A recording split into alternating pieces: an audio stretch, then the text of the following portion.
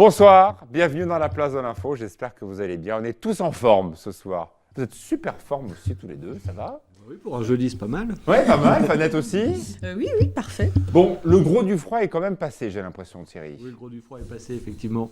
On va retrouver des températures un peu plus de saison.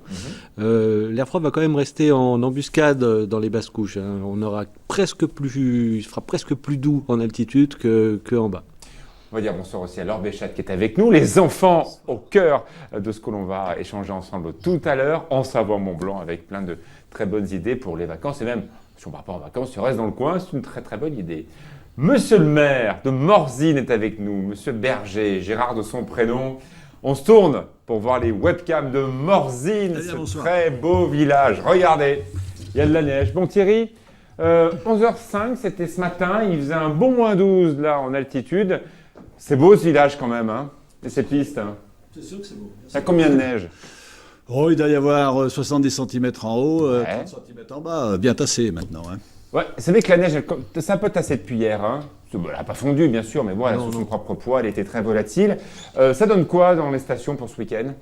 Ça donne un très beau samedi, bien ensoleillé, comme on voit là, avec un ciel tout bleu. Ce sera un peu moins beau dimanche, avec des nuages qui vont remonter par le sud-est. Alors, ça ne va pas concerner Morzine. Là, on voit actuellement une très jolie webcam de Morzine qui est très ensoleillée. Par contre, Thierry, pour la Tarentaise, la crête frontalière et notamment du côté de Val d'Isère, il pourrait y avoir des retours d'est et donc de la neige. Tout à fait, prévu pour dimanche et pour lundi.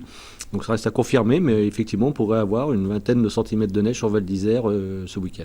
Bon, alors pour nous, Pays du Mont-Blanc et puis pour le Chablais, bon, ça ne sera pas cette fois-ci. On attendra la prochaine neige, peut-être vers le 27, c'est ça? Eh ben, on espère, Ouais, avec un petit redout. avec un petit redout très léger. Très léger. Bon, Fanette de Buisson, bonsoir. Deux titres que nous allons développer dans le cadre du JT. Tout d'abord, le Salon de la Haute Horlogerie à Genève, première fois en public. Voilà, il se tient tous les ans depuis 1991. C'est un rendez-vous très convoité par les professionnels, plus de 15 000 visiteurs chaque année. Et pour la première fois, donc demain, vendredi, ils vont ouvrir leurs portes aux particuliers. Alors ça reste la Haute Horlogerie de Genève, donc Oui. C'est un billet d'entrée à 65 € et il faut s'inscrire en amont, mais c'est un premier pas. Bon, ça ne promet pas vers une ouverture. Voilà. Deuxième titre dans le cadre du JT. Les aménagements à la station Le Semnoz. du Semnoz, on en a beaucoup parlé dans la presse ces derniers mois, parce qu'au début, ils ont commencé à parler de canons à neige, il n'y a pas d'eau au sommet du Semnoz, donc ça posait un peu question. Il n'y a pas de station. Voilà, finalement, les enneigeurs, il n'en est plus question, mais il y a un vrai projet d'aménagement qui va attaquer dès cet été, donc on fera un petit peu le point avec notamment un nouveau télésiège, etc. Super, c'est la place de l'info. Bonsoir, bienvenue, à tout de suite.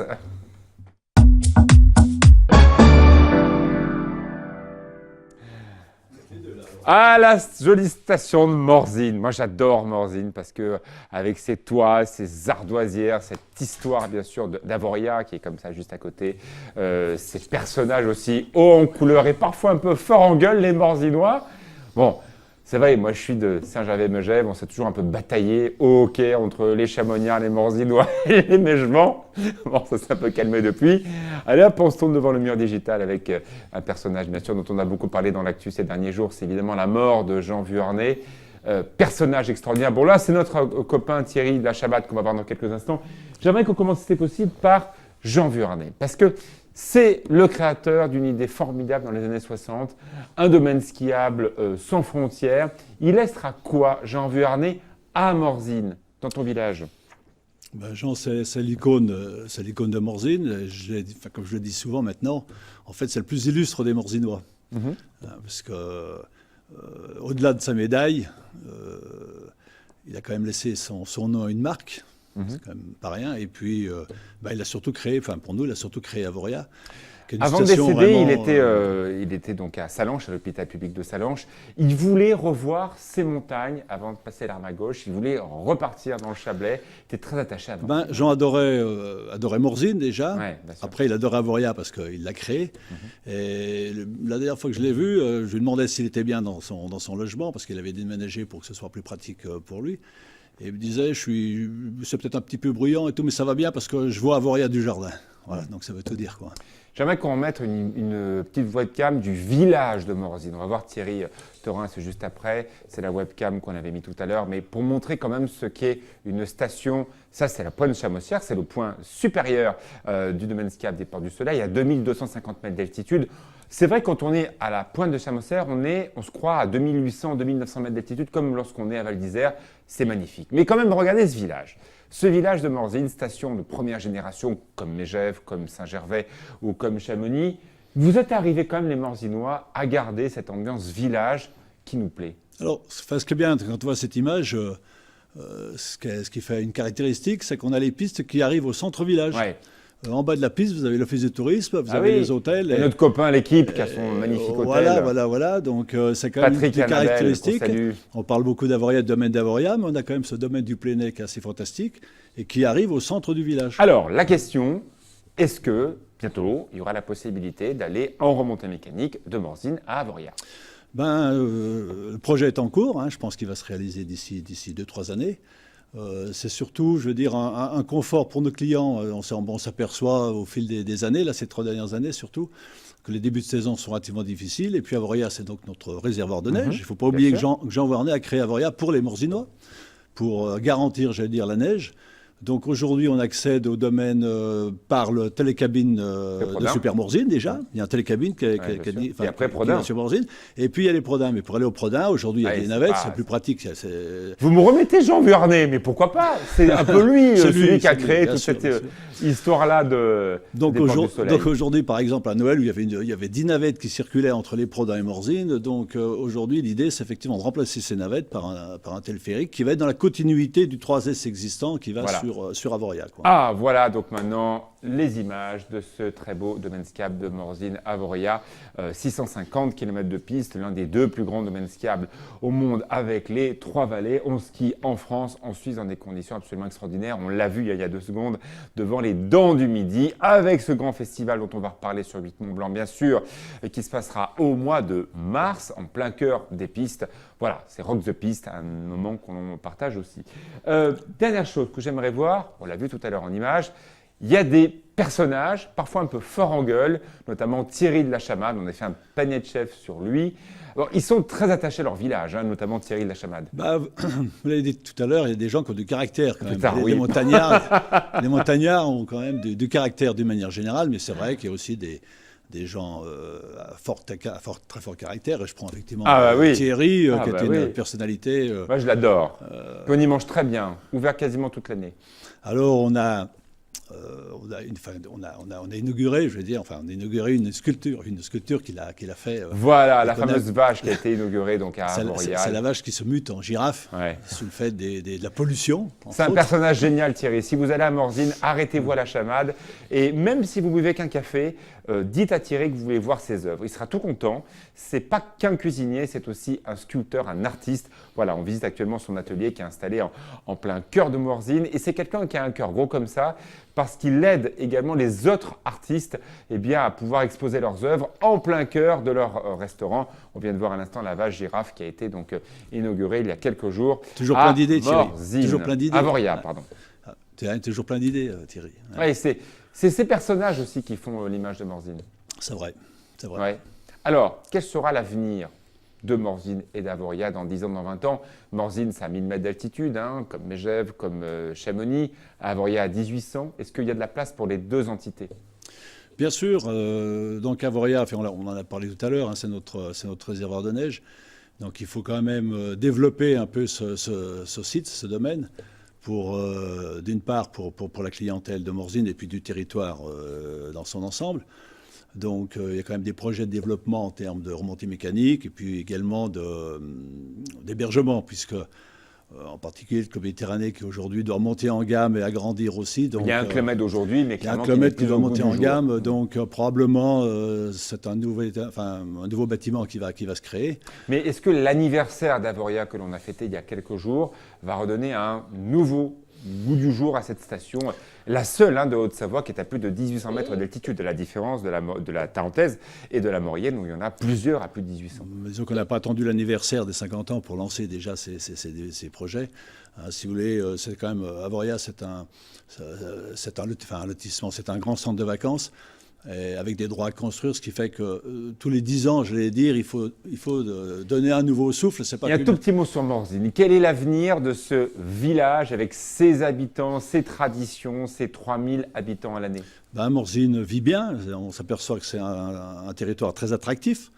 On qu'à voir un peu l'immobilier qui se développe également, c'est très prisé.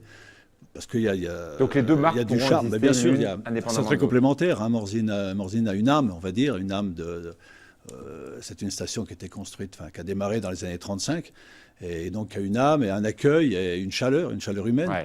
Et ces personnages ça que l'on vient plaît, ça plaît énormément. Dont son maire, qui est un acteur de la station, qui parfois pacifie un peu les esprits. Non, mais ça se passe bien. Ça se passe Je vous très bien. taquine, ça sera Oui, toujours non, ça se passe bien. On a deux stations complémentaires, avec chacun un peu sa clientèle, je dirais. Bien sûr. Et puis, ma foi, les offices de tourisme sont assez autonomes pour travailler.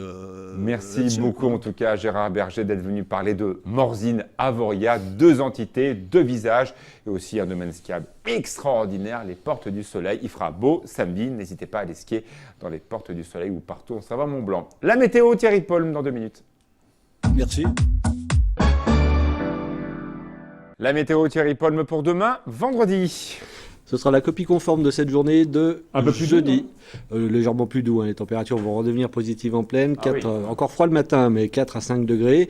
On notera quelques bancs de brouillard sur Chambéry ou encore sur Annecy, quelques bancs de nuages bas, mais ce sera bien vite dissipé et le soleil sera bien présent. Par contre, comme aujourd'hui, ça risque de rester gris dans tout ce qui est bassin Genevois et bassin des Maliques. Ouais, on l'avait dit, d'ailleurs, la préfecture de Haute-Savoie a émis un avis d'information pour la vallée de l'Arve. Les fameux polluants PM10 sont de retour. On repasse en prévision demain. On prévoit 8 sur 10. Donc on revient dans le rouge.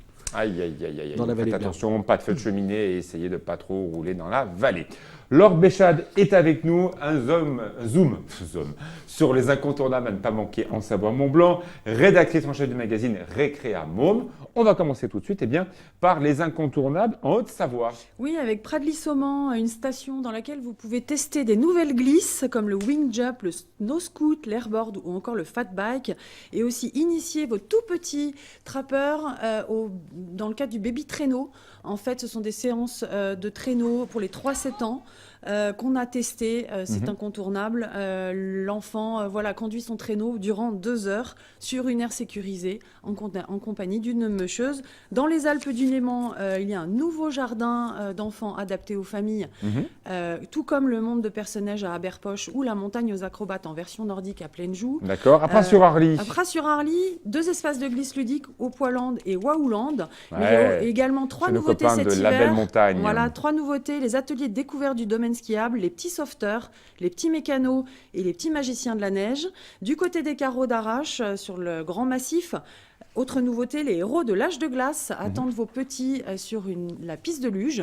Voilà, donc ils vont dévaler en Et dans les Aravis, il y a quoi? Dans les Aravis, un incontournable, la Clusa, station famille plus, le Grand Bornand. Et puis le soir, on peut skier en famille les week-ends sur le plus grand domaine skiable nocturne, donc à Manigot. Manigot, bien sûr. Voilà, on en voit quelques images. Et puis une nouveauté du côté des Jets qu'on aime beaucoup et qu'on ira tester bientôt, c'est le Mountain E-Park.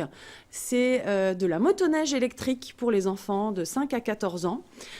Donc on reste dans le domaine des Portes du Soleil avec Morzine, dont vous avez parlé tout à l'heure, aussi station Famille Plus. Direction maintenant la Tarentaise et la Savoie. Oui, alors le Val d'Arly pour commencer avec Arèche-Beaufort qui a réaménagé un espace pour les enfants, le Beaufortin, pardon, qui a réaménagé un espace pour les enfants pour cet hiver. Une nouveauté aussi à Valmorel, une nouvelle zone ludique. Il y a aussi, je vous invite à aller du côté de Saint-François-Longchamp, une petite station qui vient de recevoir le label Famille Plus. Et puis dans les incontournables aussi, Saint-Sorlin d'Arve avec sa mascotte en Maurienne, Sorlinette. Alors du côté de la Plagne, c'est pas une nouveauté, mais c'est quand même à faire, un incontournable, c'est de descendre la piste de bob olympique en famille. Vous l'avez fait, Thierry? Voilà. Extraordinaire. On va 90 km/h dans le bob qui est là, ça risque rien du tout, mais je vous assure, c'est Franchement, le Space Mountain à côté, c'est rien du tout. Voilà, Hein. pour 4 personnes, pour le Bob Raft, Ça, on adore les adapté Thierry, franchement. voilà, aux familles et pour les enfants dès 1,30 m. Il y a aussi du baby traîneau du côté de Notre-Dame de Bellecombe. Et puis, dans Savoie-Mont-Blanc, alors, Savoie-Mont-Blanc Tourisme vient de lancer pour l'hiver un nouveau portail, un nouveau site qui permet justement de choisir sa station en fonction de 3 critères. La géolocalisation, bien entendu la recherche par la station, si on a un coup de cœur pour oui, une en parce que parfois particulier. on a un coup de cœur, on ne change pas de station comme ça. Et puis une recherche par affinité. Voilà. Ouais. Alors le site, c'est station.savoie-montblanc.com. Je vous invite à y aller, il est très pratique comme site. Il y a une discipline qui intéresse aussi beaucoup ceux qui nous écoutent. Et d'ailleurs, hein, cette neige et ce froid, c'est génial pour faire ce sport-là. C'est le ski nordique. Oui, et on y a Adapté pour les consacré familles. exactement le dossier thématique de ce numéro d'hiver est consacré donc au ski nordique. On a concocté ce dossier avec Haute-Savoie Nordique, qui était de très bon conseil. Effectivement, on a découvert une discipline qui s'adapte très bien aux enfants d'un point de vue psychomoteur. C'est pas très compliqué. Mais est-ce que c'est assez ludique? C'est très ludique parce qu'il y a des petites bosses, il y a des Ouais. montées, des descentes, donc on Mais peut c'est quand même du s'amuser. sport. C'est du sport, effectivement, mais qu'on peut pratiquer facilement aussi en famille D'accord. et dans des espaces naturels magnifiques à travers la forêt. Il y a 24 sites nordiques en Haute-Savoie, 13 en Savoie. On vous dit tout dans le magazine, où s'initier, comment démarrer, et notamment pour démarrer, pour s'initier, on peut le faire gratuitement sur des événements que met en place Haute-Savoie Nordique. En Savoie, ils viennent de passer, il reste 2 dates en Haute-Savoie. Donc le 21 Les à Festi Bellevaux, Nordiques. Festi Nordique, pardon, oui, je l'ai pas cité l'événement, où vous allez pouvoir tester tout un tas d'activités nordiques, hein. Le ski nordique, mais aussi le chien de traîneau, la poulka, les raquettes, le biathlon. En gros, c'est tout ce qui est pas ski alpin, à quelque chose près. Voilà, exactement. Donc 21 janvier à Bellevaux sur le domaine des Mouilles, le 28, une semaine après, à Pradly-Saumont. C'est là D'accord. où nous, on a testé il y a 2 ans. Vous voyez la petite photo en bas, c'est Ouais. notre petite famille Récréa Môme. Voilà, donc c'est un événement qui permet d'accéder assez facilement à cette pratique qui est ludique. Et en je plus, on est en confirme. plein dans la nature, on est dans les sapins et c'est toujours un grand plaisir. Merci beaucoup, Laure. Vous retrouverez toutes ces infos dans Récréamum, qu'on retrouve partout sur le territoire de Savoie-Mont-Blanc. Votre site internet? Récréamôme.fr. Parfait, merci beaucoup. On retrouve Fanette de Buisson. Et allez skier samedi, ça a l'air pas mal quand même. Hein.